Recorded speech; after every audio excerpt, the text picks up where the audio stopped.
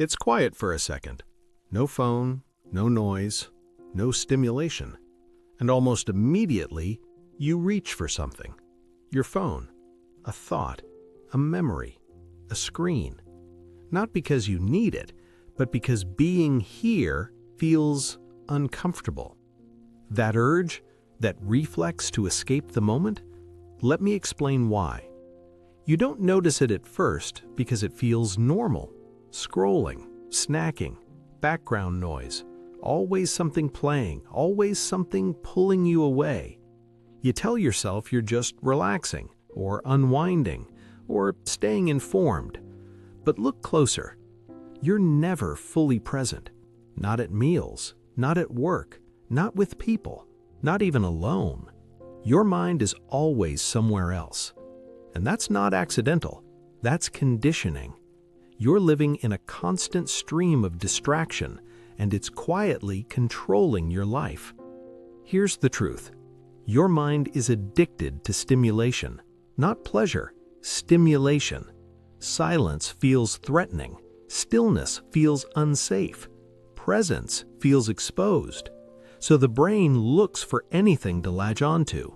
Food, sex, screens, drama, news, other people's problems, even your own anxiety. This isn't random, it's psychology. The ego, that constant internal narrator, survives by keeping you distracted. Because if you ever stopped long enough, you might notice something. You might notice the tension, the dissatisfaction, the unresolved pain. So distraction becomes survival, not for you, for the ego. Look at the patterns. You eat when you're not hungry, not for nutrition, for relief. You binge shows you don't even enjoy, just to avoid being alone with your thoughts.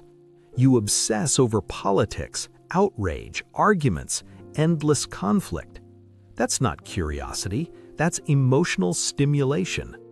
You focus on other people's problems, their drama, their chaos, because if you're busy fixing their life, you don't have to face yours. That's not compassion, that's distraction wearing a moral costume. And the news? Constant negativity, fear, threat, crisis. Because your brain is wired to react faster to danger than peace. That's not an accident, that's exploitation. Here's the uncomfortable part. You're not distracting yourself because life is unbearable. You're distracting yourself because the ego makes it feel unbearable. The ego creates dissatisfaction, then offers escape. It hurts you, then sells you relief. That's not love, that's control. It says, don't look here, don't feel that, quick, consume something. And the more you obey, the louder it gets. Distraction keeps you off balance, off center, disconnected. And a disconnected person is easy to control. Here's something most people never realize. You don't lose your life all at once. You lose it in fragments. A few seconds here, a few minutes there, hours scrolling, years worrying.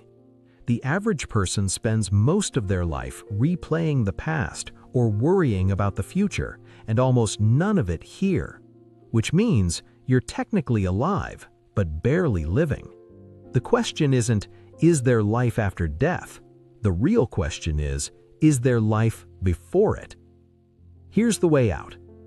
You don't need to eliminate distraction. You need to stop using it as anesthesia. There's nothing wrong with a movie or a meal or pleasure. The problem is why you're reaching for it. Are you enjoying it or escaping yourself? Presence is uncomfortable at first because it removes the noise. But on the other side of that discomfort is clarity, stillness, choice, freedom. The ego weakens when you stop feeding it stimulation. You don't need a new habit. You don't need more information. You need awareness. The next time you reach for distraction, pause. Ask yourself, what am I trying not to feel? That moment of honesty breaks the spell. Not dramatically, not instantly, but permanently. And when you reclaim your attention, you reclaim your life. That's not spirituality. That's not philosophy. That's psychology.